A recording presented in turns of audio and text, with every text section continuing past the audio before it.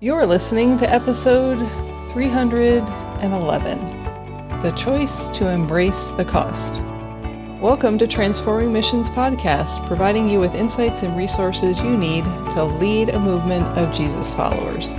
Well, today we're exploring a challenging passage. It is the gospel lection for the second Sunday of Lent, and we mark the 8th chapter, verses 31 through 34. Before we read it, just let me tell you what it's about. It's about Jesus foretelling his death and resurrection and what it truly means to follow him with that in mind. Yes, this passage confronts us with the cost of discipleship.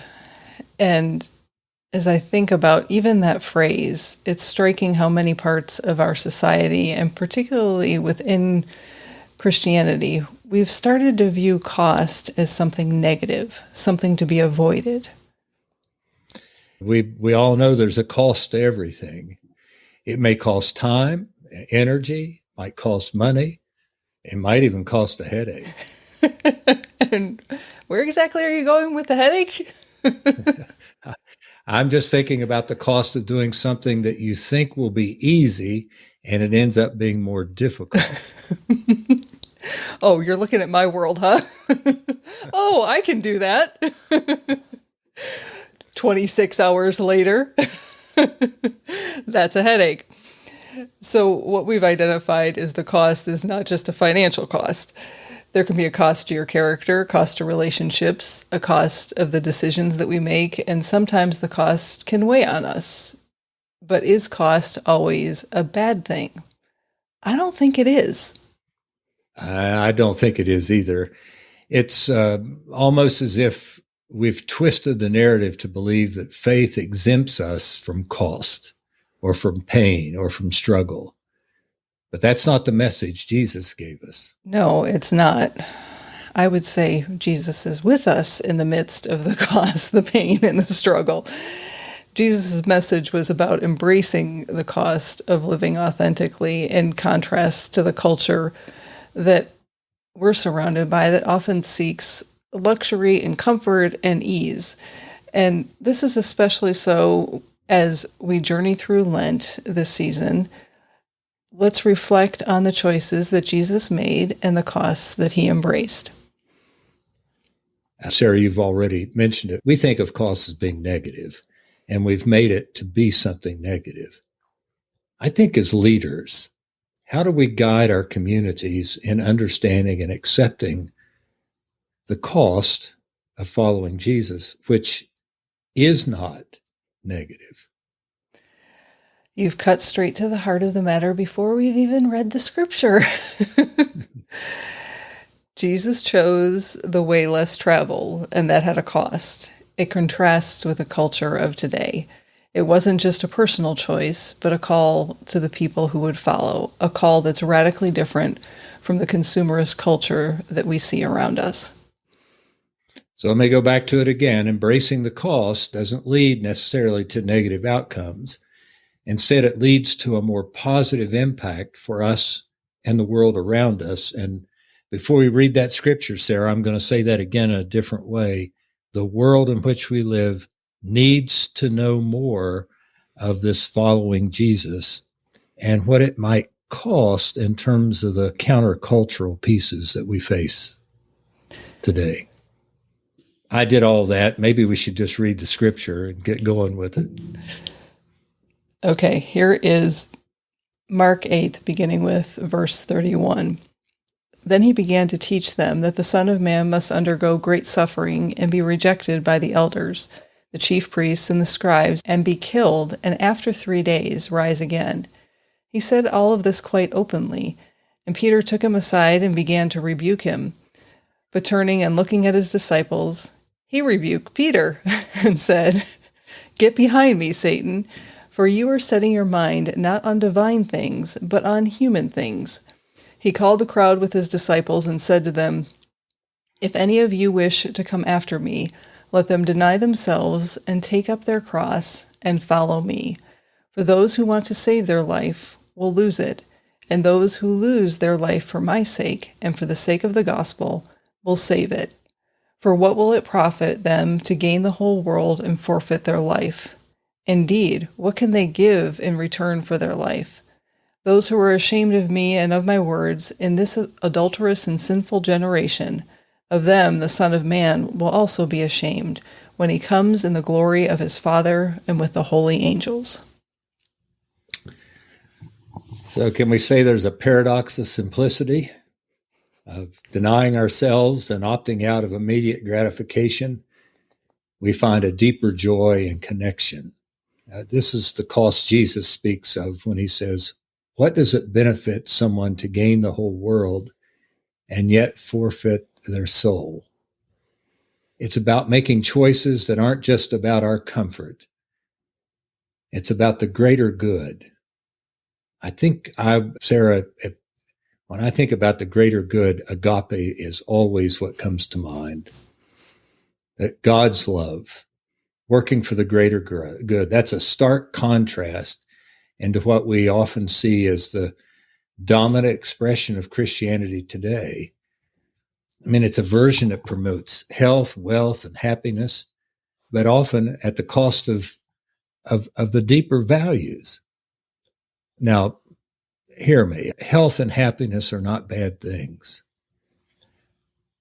but they are not the things that we seek if the way of Jesus is pushed aside.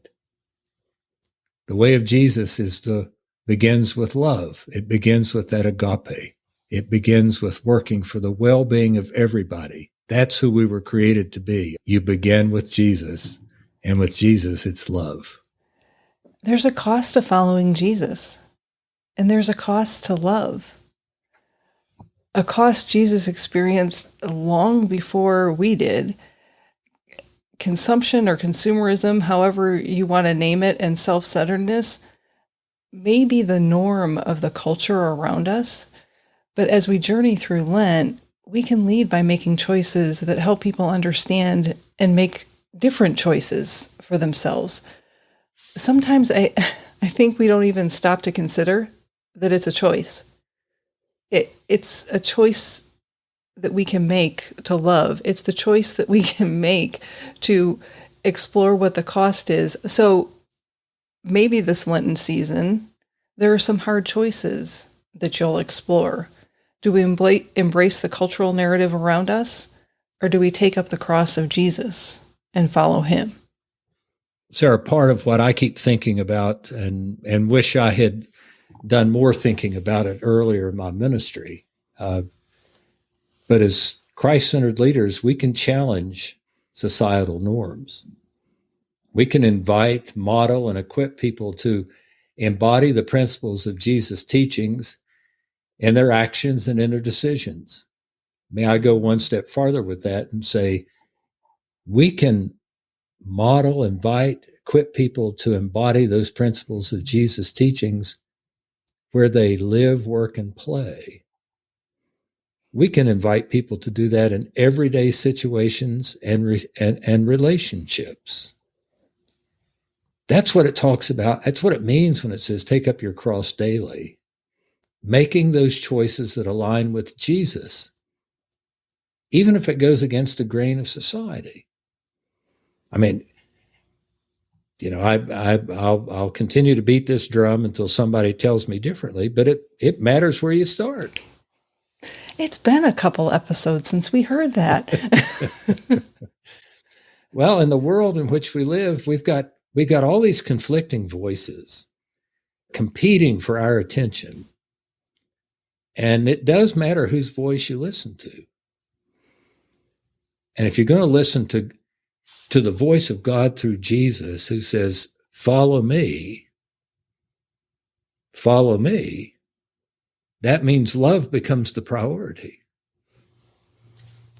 That means you're not in the driver's seat. I always like it when I see those, and I'll offend somebody, but I always like it when I see one of those bumper stickers that says, God is my co-pilot, and half the car has been beaten up in an accident. You better let God drive. There is a cost to putting Jesus as a priority, but it's not a negative cost. That's what we hear in the culture. So that's that's where I was going. The cost of love has a positive impact. And when we think about the love of God that we know in Jesus and sharing that love and experiencing that love and living in response to that love, the cost that we discover is that losing our lives for the sake of others in the gospel, we actually find a much richer, more meaningful existence. Yeah, there's something deeply profound about Jesus' call to take up your cross and follow me. It's a powerful metaphor that goes to the heart of Christian discipleship. That's what it means to be a leader, isn't it? I would say so. Taking up your cross means a willingness to face the challenges, to make the sacrifices for the people that are around you. It's about putting aside your own desires and comforts for the sake of serving others and living out the call that Jesus has on your life. In short, it's about love. That's where it starts. Yeah, Sarah, I don't want to go down the wrong path, but I remember part of my understanding of being a follower of Jesus or being a Christian early on in my life, junior high, high school, it was what I had to give up to be a follower of Jesus. And so it was sometimes just negative. This is what I have to give up to follow Jesus. And I think sometimes I hope I've grown past that. So here's where I'm going. I think sometimes, even as adults, we have not ever grown past in our faith development and our spiritual depth the idea that to follow Jesus, you got to give up good stuff. How much of Lent is even built around that? What Exactly. are you giving up? And that's because there are things to give up. But what you're giving up is the sin and the broken relationships and the pieces that keep you from being who God created you to be, not all the good stuff. Like chocolate? Wait, that's not where you were going. Or like the guy in my first appointment out of seminary, after we had a sunrise service, he put a chew of tobacco in his jaw, and he said, "I haven't had any since Ash Wednesday." It's not about giving up tobacco or chocolate. It's about actually reflecting upon who God would have you be and giving up the things that get in the way. I mean, look at Paul in Philippians when he has all this list of things that are good for him. I mean, he didn't have bad habits. He wasn't have to live down a history. He just says, listen, for the sake of Jesus, I'm throwing them all out. For the sake of Jesus. That's what Lent's about. Focusing upon Jesus. It's not just enduring hardships, but actively choosing a path that may not be easy or comfortable. But it's the way of Jesus. It's the way of love. Love is not easy. I mean, anybody that's been a parent, the only guarantee you have out of loving your children is pain.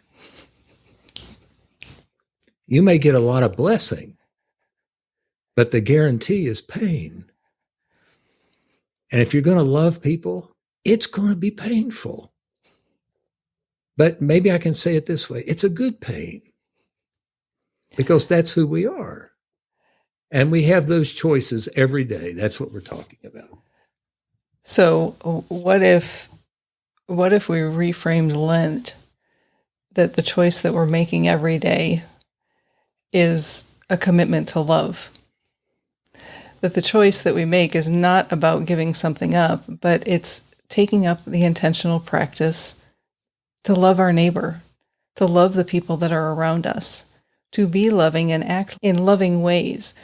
And maybe the place to start with that is in prayer and reflection. Maybe it begins to infiltrate the complex decisions that you're making in your ministries as you prioritize people over programs or being the popular ministry that gets talked about. I think part of what continues to bubble up for me and what I'm seeing around us in the life of the church and in our leaders is we have so programmed people. And I don't mean that I mean that on the calendar. Like, there are things to do that the programs have taken priority over people. You cannot love a program. I don't know any of us who love our calendar. The only thing I love about my calendar is it reminds me of what I'm supposed to be doing when. That's the only thing I love about my calendar. But that's a whole different kind of love. I agree with you. We've conditioned ourselves and taught people. I mean, we went through a period of time in my ministry where we had books called the 7-Day-a-Week Church. And it was about activities of getting people into a building. That may be what we give up. We're in a society where success is measured in material terms. And when we take up the cross, it can be countercultural because it's finding strength and purpose in not the world's values, but what God values and who God values. And if we're beloved children of God about God's purposes, then it's going to be difficult when you live in a world that pushes that aside for itself. I don't know that at another point in my life, well, let me say it this way. You've heard me talk about growing up on a street that I was surrounded by people who were people of faith, who were followers of Jesus, and that infiltrated everything that we did. I wouldn't have named it in that way at that moment in time, but it was the culture around me. We live in a world today that is not the dominant culture. And so as followers of Jesus, we have an opportunity to offer people a different way. A different way than, we'll just say, the crazy culture around us. I think my question in that, Tim, is, would you say that what I am saying just a reflection of my age, or is it a reflection of the time that we are living in?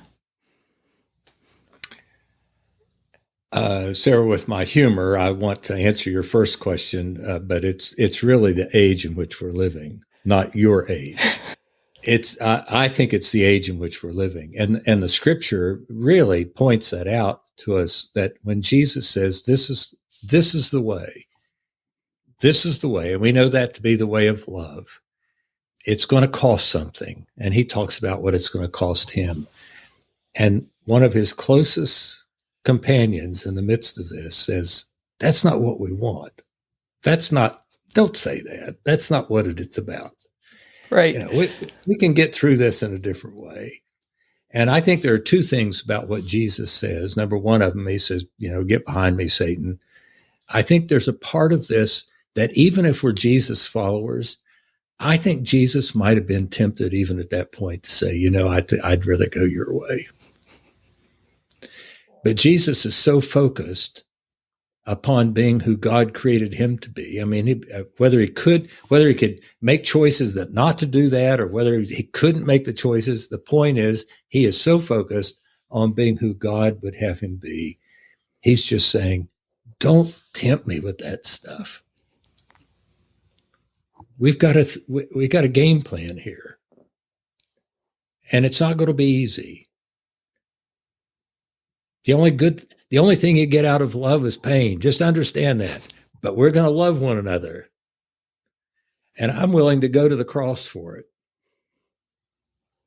Well, isn't that the ultimate act of love? That is. And we're Jesus followers. So why would we think it would be any different? So the journey that we're on, and that's not only for the Lenten journey, but for life and as Christ-centered leaders, we're on a journey of transformation. We embrace our cross, and we not only grow personally, but we inspire those around us to find deeper meaning in their own walk with Jesus. Yeah, and in doing so, we find that the cross that we bear isn't a burden. What if that cross that we're bearing, if we think about it in a way that what you're really carrying is love? And yes, we've already said it, there's a cost, but it's also the source of joy and liberation. It's about discovering that in giving ourselves, we receive so much more in return.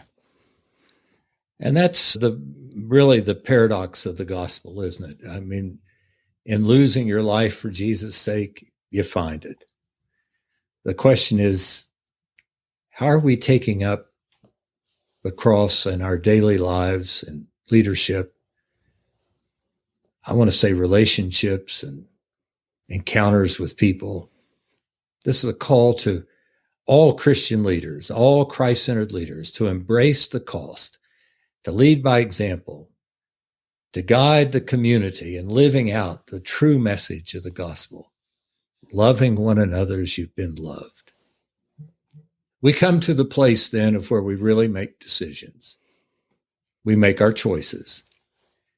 And it's not as simple as this, but it is as simple as this. Are you going to follow Jesus? Or are you going to send him to the cross? And how I'd say it is, are you willing to embrace the cost of love? Are you willing to embrace the cost of love? That's good. But that's being about God's business. That's about being part of the mission of God, the Missio Dei. That's what it is, embracing love in every situation and circumstance. Sara, that's behind the question that we ask, where have you seen Jesus today? You're looking for where God and God's love is at work in everyday situations and circumstances. Somehow we've made this idea of following Jesus or being a part of God's mission something that's so extraordinary that you got to be in a building to experience it. What happens when we begin to set aside, deny ourselves, pick up the cross, and begin to say, my cross today is experiencing God's love in the people that I see today? That would be the heart of being a Christ-centered leader, because that would be the heart of following Jesus. As always, that's very well said, Tim. And so as we wrap up, here's our question for this week. And we'd love to hear from you on the show notes page at transformingmission.org/311. And this is going to be a simple yes and no question. So this is an easy one to respond to. Are you willing to embrace the cost of love as a Christ-centered leader? Are you willing to embrace the cost of love? That may feel like a big question, but it's also a simple one. And if you need to think out loud, you can leave us a message again at transformingmission.org/311. And remember, who you are is how you lead. Bye for now.